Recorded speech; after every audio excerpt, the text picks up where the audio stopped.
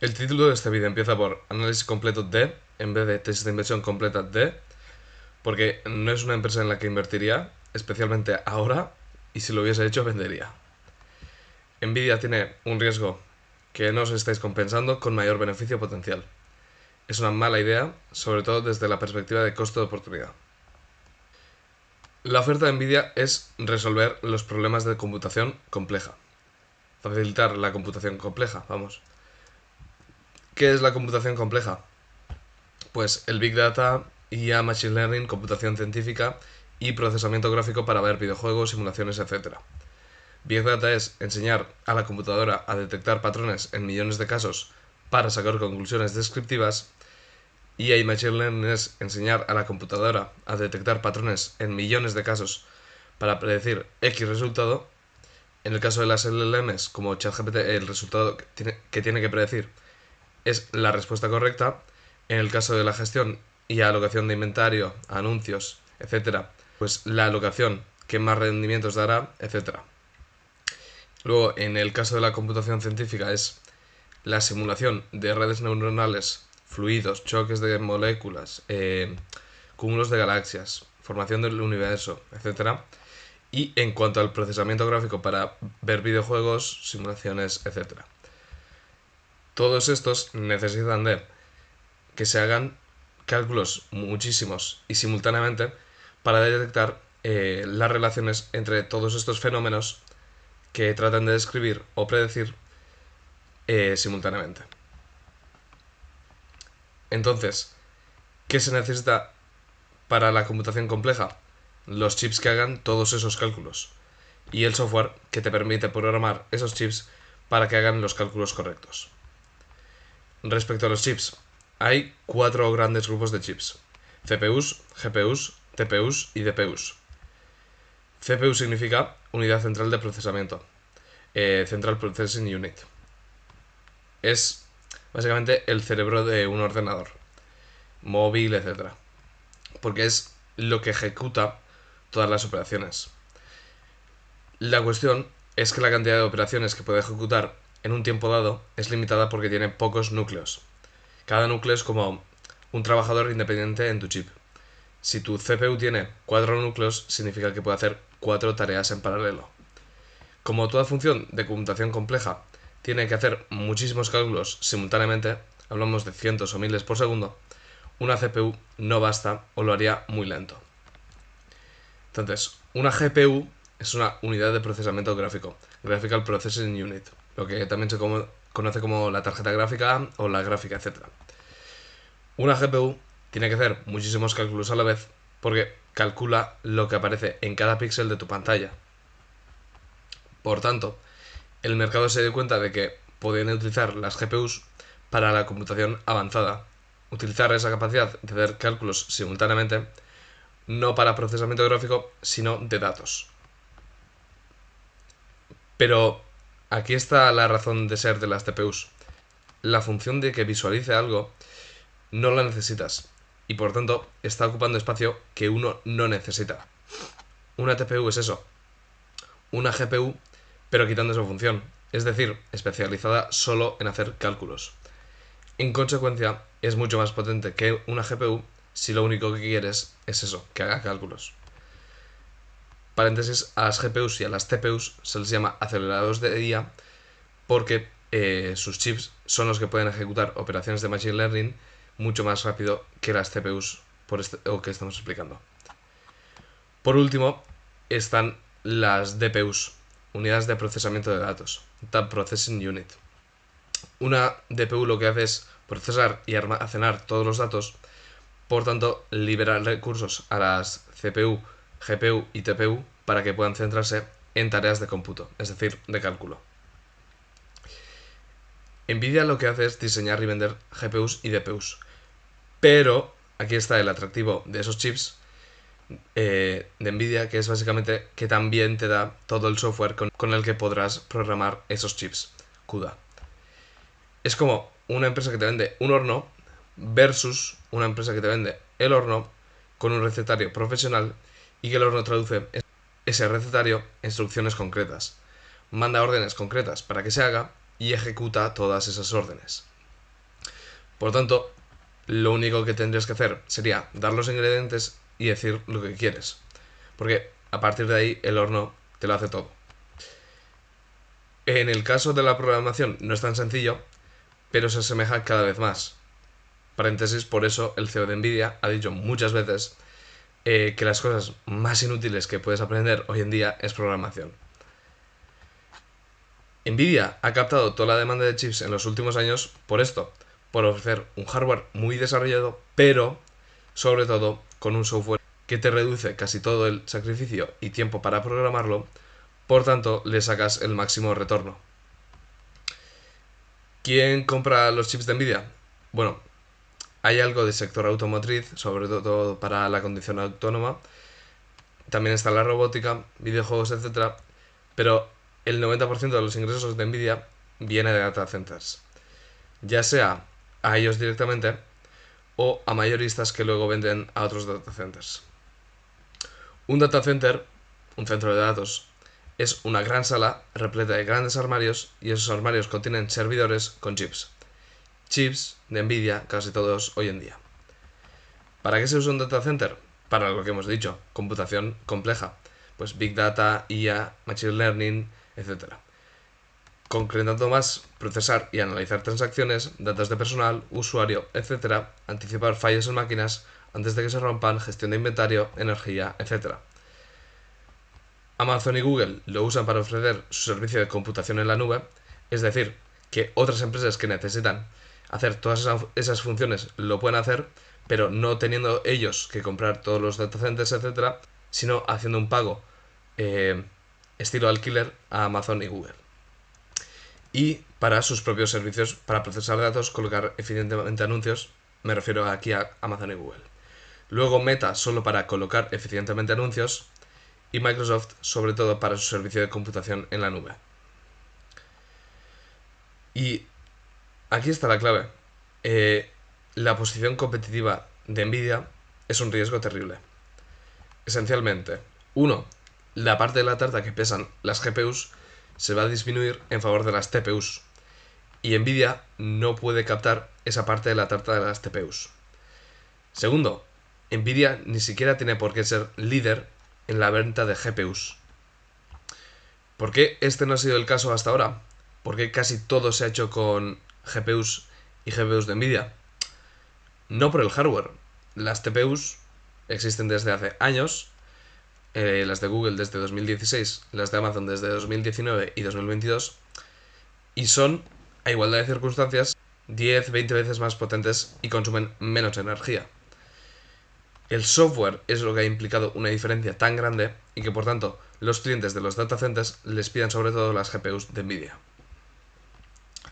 Fueron los primeros, básicamente desde 2006, en ofrecer todo lo necesario para programar las GPUs, pues el hardware, más las librerías, el compilador, el runtime, etc. Y por tanto, han podido crear un software y diseño de hardware ultra desarrollado, por tanto, ofrecer retornos enormes sobre ese hardware, tanto en cuanto a poder usarlo al máximo, como ahorrarte tiempo y recursos para programarlo. Por tanto, se ha convertido en la elección predeterminada, y Amazon, Google, Microsoft y Meta corrieron a sacar acuerdos con Nvidia para garantizar que cuando necesiten puedan comprar sus GPUs. Pero la cuota de mercado y posición competitiva hoy no nos dice lo que pasará en el futuro. Una vaca, antes de que se la mate, crece mucho el peso, come todos los días, vive bien, etc. Pero de un momento a otro muere. Intel hace 5 años tenía el 90% de la cuota de mercado de chips. Hoy ni el 10%. El pasado no nos dice el futuro, nos dice qué factores han determinado la situación actual. ¿Por qué no tiene que seguir esta situación con Nvidia? Porque otros cumplen incluso mejor que Nvidia las condiciones para desarrollar ese software y tenerlo a la par o mejor a futuro. No hablo de AMD. Básicamente, ¿de qué depende que el software mejore? 1. Inversión en I+D, es decir, dinero. Segundo, acceso a arquitectura interna, básicamente tener prototipos del chip para simular el software durante el desarrollo y validarlo. Tercero, pues feedback, pues que básicamente muchísimos investigadores, etcétera, que garanticen que sea un buen software y las librerías, frameworks, etcétera. AWS cumple todos esos criterios, igual o mejor que Nvidia. En cuanto a dinero y diseño, pues lo tiene, igual que Nvidia. Pero en cuanto a software, su software es open source, es decir, de código abierto. Por tanto, todo el que quiera contribuir al software puede. Y trabaja con millones de empresas que quieran contribuir al desarrollo, porque están puteados por Nvidia. Básicamente están pagando 3 veces más de lo que cuesta a Nvidia hacer unos chips, que además a ellos les beneficiaría más tener los otros, los que no son de Nvidia. Básicamente las TPUs. Luego, Meta y Microsoft no están muy en ello. Meta un poco más, Microsoft directamente no está, pero Amazon sí. Y eso es un riesgo. Y la sustitución de que las CPUs se desarrollen, básicamente su software se desarrolle bien, la sustitución que esto puede implicar es enorme. Porque las GPUs como modelo tienen una aplicación muy limitada en lo que hoy se están usando. Solo tienen sentido para simulaciones e inferencias de IA que requieren visualización. Y para hacernos una idea de cuánto representa esto, Google, que fue la que creó las CPUs y por tanto la que se descolgó de las GPUs desde un inicio, el 90% de los chips que usa son TPUs, suyas propias, y el 10% restante son GPUs de Nvidia principalmente. En Amazon es que es lo contrario, 90% GPUs, 10% TPUs, y en Meta y Microsoft es 100% GPUs. Entonces, cuando se desarrolla un software en alguno de estos, la disrupción para Nvidia es enorme. Y Nvidia no puede hacer nada al respecto. No puede empezar a diseñar TPUs que son más potentes y por tanto, aunque esa sustitución GPU a TPU se dé, él no pierde ingresos porque capta la cuota de las TPUs. No puede porque tiene el dilema del innovador. Básicamente que si no innovas pierdes buena parte de su negocio, pero si innovas también. ¿Por qué aunque innove pierde buena parte de su negocio? Es decir, ¿por qué aunque desarrolle TPUs pierde buena parte de su negocio? Porque se canibaliza la línea de las GPUs, que es la que tiene mayor margen, y tendría que empezar a crear un ecosistema de software desde prácticamente cero. Por tanto, no tendría tanto valor, por tanto, no podría tener los márgenes que tiene en las GPUs y compensar. Eso en cuanto a las TPUs. Pero es que segundo, Nvidia ni siquiera tiene por qué mantener la cuota de mercado en las GPUs. AMD tiene un ecosistema de software de código abierto. Por tanto, el feedback es a igualdad de circunstancias mayor. Y con el diseño actual de sus chips está empezando a ser competitivo. Por tanto, a ganar cuota y por tanto feedback para su software. Y por tanto, entrar en ese círculo virtuoso de más competitivo, mejor software, más competitivo, mejor software. Aunque tiene el problema de no tener tantos fondos como Nvidia para financiar el desarrollo, por tanto, no me parece el escenario más peligroso. Ya digo, el escenario más peligroso es que el software de las TPUs se desarrolle bien y joda a los diseñadores de GPU, tanto Nvidia como AMD. Y da igual que las empresas hayan desarrollado su código en CUDA, no hay costes de cambio. Desde 2016-2020 es que hay APIs. Paréntesis para quienes no sepáis lo que es una API. Una API es un puente que define cómo dos softwares se comunican entre sí. Cuando entras a un restaurante, ves el menú, la API. Cuando haces un pedido, una orden, a través de la API, el camarero lo lleva a la cocina, el software remoto al que se conecta a la API, y te trae el resultado. No necesitas saber cómo se hace el plato, no necesitas saber cómo funciona el software al que está conectado a la API. Confías en el chef, el software y que funcione bien. Por poner otro ejemplo, en las apps que usamos para invertir, el precio de las acciones no lo calcula la app, lo obtiene por una API. Entonces, aunque haya un coste de cambio enorme de reescribir todo, con una API te lo eliminan. Migras sin reescribir nada, solo ajustas configuraciones, por tanto, no hay necesidad de revalidar algoritmos, que haya riesgo de que deje de funcionar, etc. Mantienes el parque actual, básicamente todas las GPUs de Nvidia que tienes, todo lo que tienes escrito ahí, y trabajas sobre ello, pero ahora lo nuevo lo vas escribiendo en otros chips. Y puedes hacerlo porque sigues tomando de las GPUs antiguas lo que te interesa. La cuestión es que Nvidia no cobra porque le sigan usando las GPUs, cobra cuando le compran nuevas GPUs. Nvidia no tiene ingresos recurrentes, ingresa por la nueva venta de chips. Por tanto, si hay ecosistemas que le están quitando atractivo a sus chips, porque en sí mismos no son los mejores, o no hay motivo para creer que sigan siendo dentro de 10 años, no hay motivo para creer que de aquí a 10 años puedan seguir vendiendo esa cantidad de chips.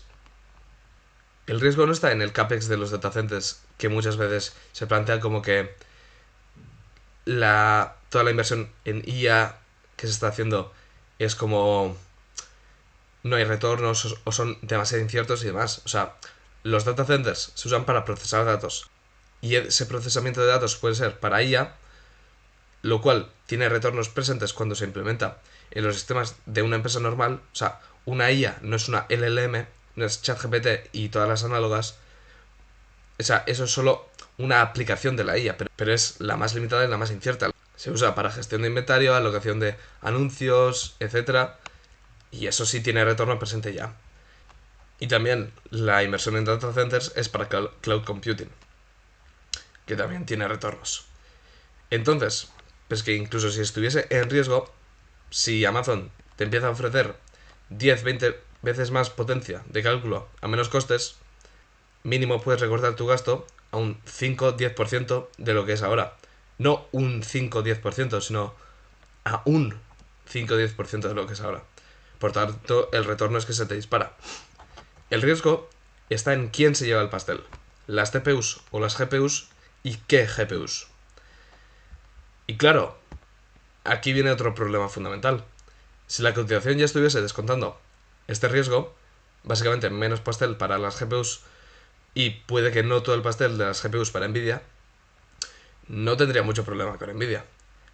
La cosa es que no es el caso, que no está descontando nada de este escenario, que cotiza a PER 60 respecto a beneficios presentados a inicios de 2025 y 40 respecto a los que se esperan a inicios de 2026.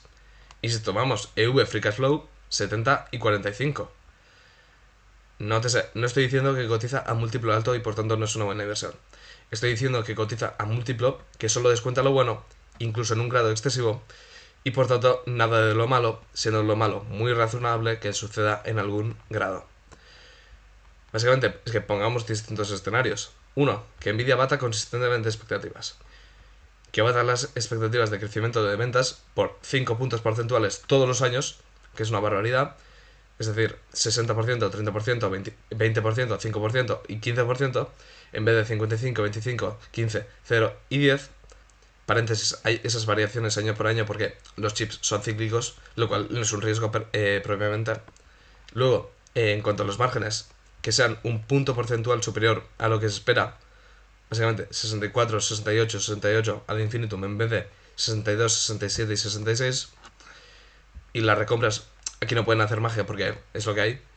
Menos 1% de acciones en circulación cada año. Luego aplicamos un múltiplo EV Free Cash Flow de 30, que ya es, habiendo Nvidia consumido ya gran parte de su crecimiento, y nos sale un precio objetivo para finales de este año de $115 y $240 en 5 años. A precio de $165 hoy, cotiza 30% más de lo que debería este año. Margen de seguridad negativo. Y ofrece un 8% anualizado a 5 años. Incluso aunque apliquemos un múltiplo de 40, que es loquísimo, pero bueno, por ponerlo, es que nos sale un precio objetivo para finales de este año de $155 y 310 en 5 años. A precio de $165 hoy, cotiza 5% más de lo que debería este año y ofrece un 14% anualizado a 5 años. Ya digo, haciendo estas asunciones extremas, nos da solo eso. Segundo, que Nvidia cumpla consistentemente las expectativas y que el riesgo de perder posición competitiva no se cumpla. Es decir, que lo haga como se espera, simplemente. Pues con las estimaciones de los analistas que hemos comentado y aplicando múltiplo de 30, nos sale el precio objetivo para finales de este año de $110 y $200 en 5 años. A precio de $170 hoy, cotiza 35% más de lo que debería este año y ofrece un 3% anualizado a 5 años. Pero claro, esto es si se cumple lo que se espera perfectamente. Ahora, supongamos que solo Amazon, sustituya las GPUs de Nvidia por sus TPUs, al grado en el que lo hace Google hoy, es decir, 10-90 en vez de 90-10. Este es un escenario un poco malo, y el grado en el que afecta es básicamente Amazon, Alphabet, Microsoft y Meta han representado un 40-50% de las ventas de Nvidia en los últimos trimestres. Amazon probablemente un 12%, porque en el último informe anual Nvidia dijo que sus tres mayores clientes pesan un 12, 11 y 11% de sus ingresos respectivamente. Google probablemente no esté ahí porque, ya digo, no compra tanto Nvidia. Y Amazon sea la mayor porque es la que más invierte en CAPEX. Entonces, habrá una caída de ventas única del 10%, pero es que luego pongamos que por lo demás va bien, que el crecimiento de Nvidia cumple todas las expectativas de hoy, también los márgenes y demás, y además aplicamos un múltiplo de 30. Una vez hubiese esa caída, pues supongamos que se ajusta todo y como lo demás va bien, pues el múltiplo se mantiene. Con eso, dentro de 5 años, Nvidia debería valer $175, manteniendo todo el resto, crecimiento de ingresos, márgenes, etcétera, como se lo espera. Es decir, consigues un 1% anualizado a 5 años. Imagínate si a eso añades que ya Azure no crezca tanto de clientes porque la propuesta de descuento no se vuelve tan valiosa porque AWS te ofrece un descuento de facto en la parte de los chips, o que quienes tienen su propia nube ahora pasan a demandar a AWS porque les ofrece unos retornos muy superiores, por tanto ahí las ventas a Nvidia también se le caen porque los que le piden chips para su propia nube dejan de pedírselos para pedir a Amazon, y Amazon lo que hace no es pedir a Nvidia sino los suyos propios, etcétera, etcétera. Es decir, el crecimiento iría más a Amazon, que ha dejado de comprarte tanto, que Nvidia tiene que bajar precios, por tanto márgenes, etcétera, etcétera, etcétera. Y ahora, imagínate si a eso le añades que AMD coma un poco de la cuota de Nvidia, etcétera. Es que incluso puedo estar equivocado en mi análisis de la posición competitiva, que es los que confiéis en Nvidia tampoco ganaréis mucho dinero, pero con que se cumpla un poco lo de Amazon, no ganaréis dinero, y si va más allá, perderéis mucho.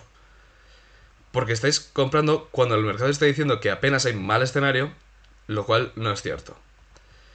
Porque estás comprando una empresa que al final del día se puso de moda, que todo el mundo que más o menos invierte o ha escuchado un poco de bolsa conoce. Por tanto, hay mucho minorista tomando decisiones de compra-venta. Decisiones que se suelen tomar con poco análisis de fondo, es decir, análisis de todos los riesgos y opciones contra la empresa. Y eso da lugar a valoraciones muy asimétricas, tanto para lo bueno, básicamente que las pérdidas potenciales sean mínimas y las ganancias potenciales, por tanto, enormes, como para lo malo, que las pérdidas potenciales sean enormes y las ganancias potenciales mínimas. Ese es el caso de Nvidia. Y tampoco me puedes decir, no, es que todo está caro y por tanto, de todo lo que hay, esto es lo mejor. No, o sea, tienes, por ejemplo, a ASML, que es la que hace las máquinas con las que se hacen los chips de Nvidia, y eso es un monopolio genuino que además ha caído un 15% hace nada porque al presentar resultados, paréntesis, espectaculares hace unos días, la directiva dijo que no puede dar un guidance para el próximo año por las cosas de macroeconomía, de volatilidad, aranceles, de siempre. Pero luego, si profundizas, ves que el guidance para 2030 sigue intacto. Y el motivo por el que lo cumplirán, ese guidance, básicamente tener las mejores máquinas del mundo de calle, pues sigue intacto, etcétera, etcétera, etcétera. Vamos, desconocimiento de los fundamentales y cortoplacismo en el mercado, en su estado puro. Y lo peor es que el escenario razonable / conservador para ASML te da una rentabilidad superior a la que da Nvidia en el escenario extremadamente optimista que hemos visto. Por tanto, incluso si eso es lo que se da, es decir, el escenario ultra optimista que hemos visto se da, si vendieseis Nvidia, os lo perderíais, sí, pero daría igual porque os habréis beneficiado de una subida aún mayor en ASML. Conclusión, Nvidia tiene riesgo, cosas que podría tener que replantearse para seguir adelante, y es un riesgo que el mercado no está teniendo en cuenta para nada. Solo está viendo lo bueno, incluso en un grado mayor al que sería razonable, y ahí está el mayor riesgo. No estás pagando el precio de una empresa en proceso de turnaround, estás pagando el precio de una empresa a la que no basta que todo salga como se espera para que ganes dinero. Por tanto, si mantienes o compras Nvidia, os estáis exponiendo a perder mucho dinero, y si va todo perfecto, ganaréis poco. Y si vendéis Nvidia, estáis evitando riesgo, y además, si rotáis a SML, incluso si todo va perfecto para Nvidia, ganaréis más dinero. Es decir, el riesgo en el sentido de costo de oportunidad, básicamente perderos la subida, es negativo. Paréntesis, opinión personal mía, de un chaval de 20 años, que todavía ni ha terminado la carrera universitaria. No me hagáis caso. Entonces, es que aún más resumido, estáis asumiendo un riesgo y no te está ofreciendo una rentabilidad superior a la que te está ofreciendo otras sin ese riesgo. Es que es absurdo.